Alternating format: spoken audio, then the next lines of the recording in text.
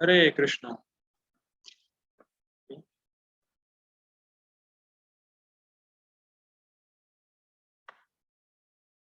तो अभी तक हम लोगों ने पढ़ा कि भगवान अगर अपने मुख से बताएंगे तभी हम समझ सकते हैं भगवान के बारे में। ठीक है, आगे पढ़ते हैं। इसीलिए जब भगवान, बहुत इंटरेस्टिंग है, बहुत इंटरेस्टिंग है, और ये बहुत से लोगों के तर्क रहते हैं। इसीलिए जब भगवान अपनी महिमा का वर्णन करते हैं तो उन पर गर्व प्रदर्शन का आरोप नहीं लगाना चाहिए, अपितु उनकी कृपालुता की प्रशंसा करनी चाहिए। हम लोग कल चर्चा कर रहे थे ना कि लोग कहते हैं कि देखो कितने कृष्ण कितने अहंकारी हैं, कैसे भगवान हैं, अपने आप को बड़ा बता रहे हैं। तो ये आरोप नहीं लगाना चाहिए, क्योंकि आप भगवान को समझ ही नहीं सकते अपने अपने मेंटल स्पेकुलेशन से, तो भगवान को खुद ही बताना पड़ेगा। और जब भगवान अपने बारे में बताते हैं तो लोग कहते हैं लो कितना बड़ा अहंकारी है कृष्ण, अपने को ही बड़ा बता रहा है। अच्छा, अब मेरा बहुत सिंपल सा लॉजिक है ये, अगर कृष्ण अपने आप को भगवान ना कहे तो क्या कहे, ये बताइए। अगर कृष्ण अपने आप को भगवान ना कहे तो क्या कहे? और अगर कृष्ण अपने आप को भगवान नहीं बोलेंगे तो वो झूठ बोल रहे हैं। झूठ बोल रहे हैं कि नहीं बोल रहे हैं? कृष्ण भगवान है, तो अगर कृष्ण अपने आप को भगवान नहीं बोलेंगे तो झूठ बोल रहे हैं। फिर क्या कहेंगे लोग, ये कैसा भगवान है, झूठ बोल रहा है। ये लॉजिक है। भाई अगर कृष्ण अपने आप को भगवान ना बोले तो क्या बोले? अगर भगवान ना बोले तो फिर झूठ बोलेंगे, तो फिर लोग क्या कहेंगे, कैसा भगवान है तो झूठ बोल रहे हैं। तो आप झूठ बुलवाएंगे भगवान से, क्या चाहते हैं? आप क्या चाहते हैं, भगवान झूठ बोले?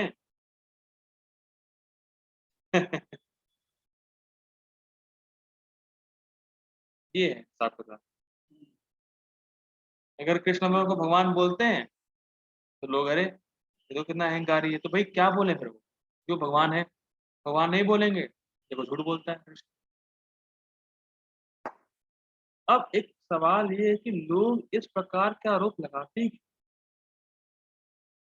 क्यों आरोप लगा रहे हैं भगवान पे इस प्रकार कि कृष्ण देखो अपने आप को बड़ा बता रहा है, अपने आप को भगवान बोल रहा है, इस प्रकार के आरोप क्यों लगाते हैं? क्योंकि लोगों का बहुत द्वेष है कृष्ण से। वो कृष्ण को भगवान के रूप में स्वीकार करना चाहते नहीं, तो कैसे भी कहीं ना कहीं कोई बहाना लगा के वो ऐसा आरोप लगा ही देंगे। द्वेष, ईर्ष्या। तो एक बार महाराज जी बोल रहे थे, परम ज्यादा गोविंद महाराज, कि बहुत बड़ी प्रॉब्लम है भगवान के साथ। भगवान अगर ना आए तो लोग चिल्लाते हैं, अरे देखो भगवान निराकार है, भगवान निराकार है, भगवान निराकार है। तो भगवान को बुला रहे हैं, आ नहीं रहे, तो बोला कोई है ही नहीं वहां पे, निराकार है। अब भगवान अगर आ गए, अरे देखो मनुष्य है तो नॉर्मल मनुष्य है, मानव है। ये बड़ी परेशानी है, भगवान ना आए तो निराकार, आए तो मानव है। लेकिन भगवान के रूप में स्वीकार नहीं करेंगे वो लोग। तो ये बहुत बड़ी समस्या है भगवान के साथ। क्या करे वो, नहीं आएंगे तो निराकार बोल देंगे लोग, और भगवान आ जाएंगे तो ये मनुष्य है ये। तो ये दिक्कत। ठीक है। एक विज्ञ व्यक्ति, जानने वाला, मूर्ख व्यक्ति की तरह प्रश्न कर सकता है कि आप परम ब्रह्म हैं जो मानव रूप लेकर आए हैं, तो आपके रूप, जन्म और कर्म सामान्य लोगों से भिन्न कैसे हैं? ठीक है, समझ आ गया। आपके जन्म का उद्देश्य क्या होता है और आप कब जन्म लेते हैं? यह समझना चाहिए कि यह अज्ञ व्यक्तियों के संशय के निवारण के लिए होता है। विज्ञ व्यक्ति सब कुछ जानता है, लेकिन वो अज्ञ व्यक्ति के जो संदेह है उसको निराकरण करने के लिए वो ऐसा प्रश्न पूछता है। Clear? Purport by His Divine Grace A.C. भक्तिदास स्वामी शिल प्रभुपाद की जय। पर्पट बहुत लंबा है, और 90% प्रभुपाद जी का पर्पट टीका से ही है। सिर्फ पढ़ना है, जहां समझाना होगा समझा दूंगा। ठीक। जब अर्जुन भगवान के माने हुए भक्त हैं, तो फिर उन्हें कृष्ण के वचनों पर विश्वास क्यों नहीं हो रहा था? ठीक। तथ्य यह है कि अर्जुन यह जिज्ञासा अपने लिए नहीं कर रहा है, अपितु यह जिज्ञासा उन सबों के लिए है जो भगवान में विश्वास नहीं करते। ठीक, क्लियर है? अथवा उन असुरों के लिए जिन्हें यह विचार पसंद नहीं है कि कृष्ण को भगवान माना जाए। ठीक, उन्हीं के लिए अर्जुन यह बात इस तरह पूछ रहा है कि मानो वह स्वयं भगवान या कृष्ण से अवगत ना हो, लेकिन वो है। ठीक, जैसा कि 10वें अध्याय में स्पष्ट हो जाएगा। देखिए भाई, सेम बात टीका की। अर्जुन भली भांति जानता था कि कृष्ण श्री भगवान है और वे प्रत्येक वस्तु के मूल स्रोत तथा ब्रह्म की चरम सीमा है। परम ब्रह्म परम धाम।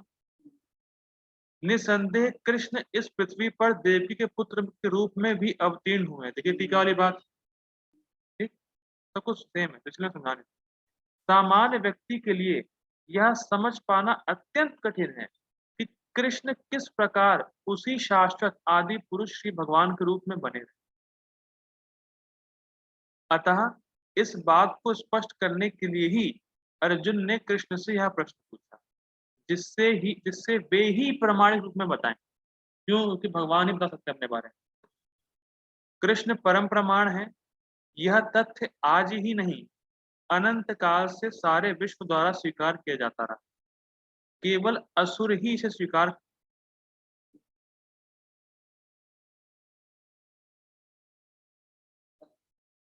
मिस्टेक हो गया।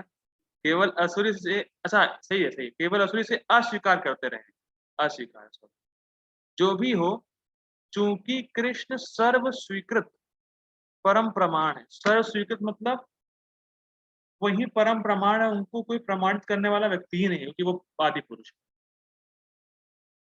मतलब उनको ये नहीं बताया कि कृष्ण ही परम प्रमाण है, वो परम प्रमाण खुद में ही है, क्योंकि सबसे आदि पुरुष वहीं पर है, सबसे पहले पुरुष भगवान ही है। ठीक है, किसी ने उनको अपॉइंट नहीं किया है परम प्रमाण के रूप में, क्योंकि कोई अपॉइंट करने वाला था ही नहीं, क्योंकि वही आदि पुरुष।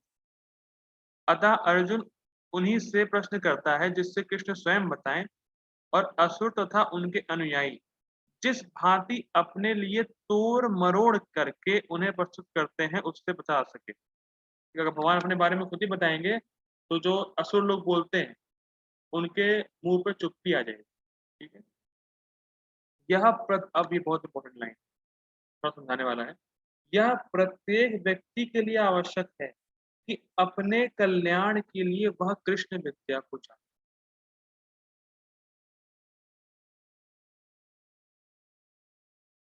अच्छा सॉरी, मैंने गलत पढ़ दिया। यह प्रत्येक व्यक्ति के लिए आवश्यक है कि दूसरों के कल्याण के लिए वह कृष्ण विद्या को। दूसरों के लिए लिखा है, अपने लिए लिखा है? अपने कल्याण, बहुत इंपॉर्टेंट, कि पहले अपना कल्याण करें फिर दूसरों के कल्याण के बारे में सोचें। Ultimate compassion is to deliver one self.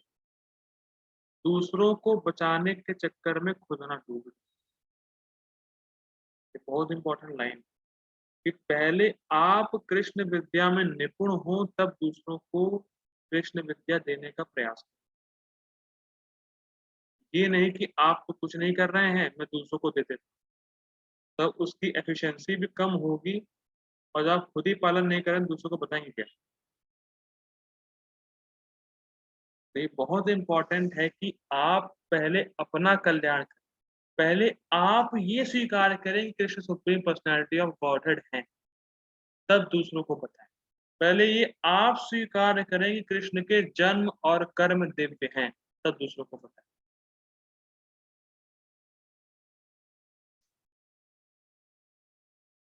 ठीक है, तो हर किसी को चाहिए कि अपने कल्याण के लिए, पहले खुद के कल्याण के लिए कृष्ण विद्या को जाने, स्वाध्याय करे, शास्त्र पढ़े। क्योंकि परम पूज्य राधा गोविंद महाराज की बहुत अच्छी बात है कि जब तक स्वाध्याय नहीं होगा भक्ति में श्रद्धा नहीं होने वाली। जब तक शास्त्र कोई व्यक्ति नहीं सुन रहा है, नहीं पढ़ रहा है, तब तक उसका भक्ति में श्रद्धा होना मुश्किल है।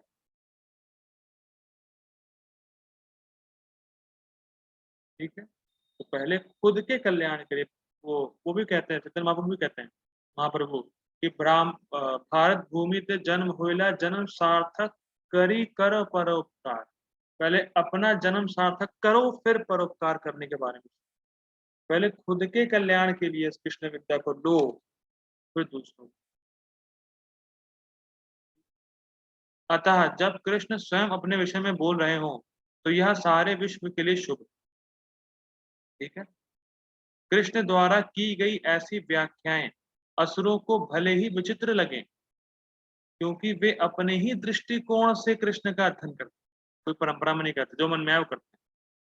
किंतु जो भक्त हैं वे साक्षात कृष्ण द्वारा उच्चारित वचनों का हृदय स्वागत करते हैं। ठीक, भक्तगण कृष्ण के ऐसे प्रामाणिक वचनों की सदा पूजा करेंगे, क्योंकि वे लोग उनके विषय में अधिकाधिक जानने के लिए उत्सुक रहते हैं। कल भी चर्चा हुई थी ये गाय और बछड़े वाला, कि भगवान भी उत्सुक है बोलने के लिए और अर्जुन भी उत्सुक है सुनने के लिए। ठीक है, इस तरह नास्तिक गण, ये इंटरेस्टिंग है, थोड़ी लाइन समझने वाली है। इस तरह नास्तिक गण जो कृष्ण को सामान्य व्यक्ति मानते हैं, वे भी कृष्ण को अतिमानव, सच्चिदानंद विग्रह, दिव्य, त्रिगुणातीत तथा दिक्काल के प्रभाव से परे समझ सकते हैं। थोड़ा मुश्किल हो गया होगा। इस तरह के नास्तिक जन, नास्तिक गण, किस तरह के नास्तिक गण? जब अर्जुन ने क्वेश्चन किया, जो हम पढ़ रहे हैं, और जब भगवान अब बोलेंगे तो जो असुर प्रवृत्ति का व्यक्ति भी है कोई और वो ध्यान से इस वार्तालाप को सुनेगा, तो कम से कम ये संभावना है कि वो भगवान को सही सही समझ सके। रिपीट करूं, जब भगवान अपने बारे में स्वयं बताएंगे तो जो नास्तिक प्रवृत्ति का भी है, वो जब भगवान के वचनों को ध्यान से सुनेगा तो बहुत संभावना है कि वो कृष्ण को सही सही समझ सके। और क्या समझ सकेगा? कि कृष्ण को अति मानव, कृष्ण इस मतलब जो मृत व्यक्ति जो होते हैं, जो मरने वाले जो मानव होते हैं, उससे परे, सच्चिदानंद विग्रह हैं, दिव्य हैं, इन तीन गुणों से परे हैं, और दिक् काल के प्रभाव से परे हैं। मतलब काल का जो प्रभाव है, स्थिति का जो प्रभाव है, जगह का जो प्रभाव है, उससे ऊपर। तो ये चीज असुर गण भी समझ सकेंगे जब वो कृष्ण के मुख से साक्षात ध्यान से सुनेंगे। कृष्ण के मुख से सुनने का मतलब क्या है? परंपरा में सुनने। तब संभावना है कि असुर गण भी कृष्ण को सही सही समझ सकते हैं।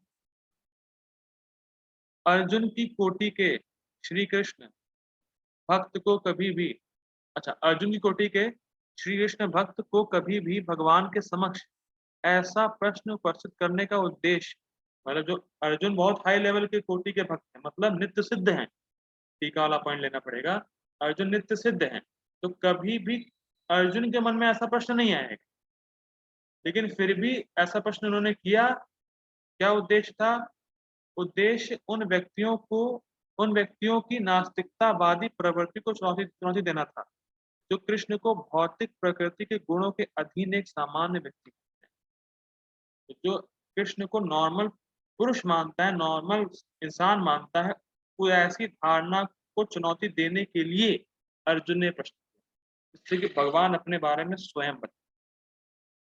और उन्होंने कल चर्चा की थी कि सबसे बड़ा अपराध क्या है? कृष्ण को मनुष्य मानना। और एक और पॉइंट डिस्कस हुआ था कि जो कृष्ण को सामान्य मनुष्य मानता है, तो उसका जितनी भी आशाएं हैं स्वर्ग जाने की, भोग पाने की, ये करने की, वो करने की, सब विफल हो जाएंगे, सब कुछ बेकार हो जाएगा। सबसे बड़ा अपराध है कृष्ण को सामान्य पुरुष मानना, सामान्य मनुष्य। जिसने वो माना, उसको स्वर्ग जाने की इच्छा, मुक्ति पाने की इच्छा, भोग पाने की इच्छा, सब विफल हो जाएगी। और ये मैं नहीं कह रहा, 9वें अध्याय में श्लोक आता है, मोघ आशा मोघ कर्माणा, ऐसे करके आता है, याद नहीं है उसको, 9वें अध्याय में आता है। जब पढ़ेंगे तो चर्चा करेंगे उस पर। ठीक है, आप लोग थक गए कि आगे देखते हैं? 5वां श्लोक, थके नहीं होंगे, संडे है आज। ठीक है, देखते हैं 5वां श्लोक। 5वां श्लोक भगवान का उत्तर क्या बोलते हैं भगवान, देखते हैं।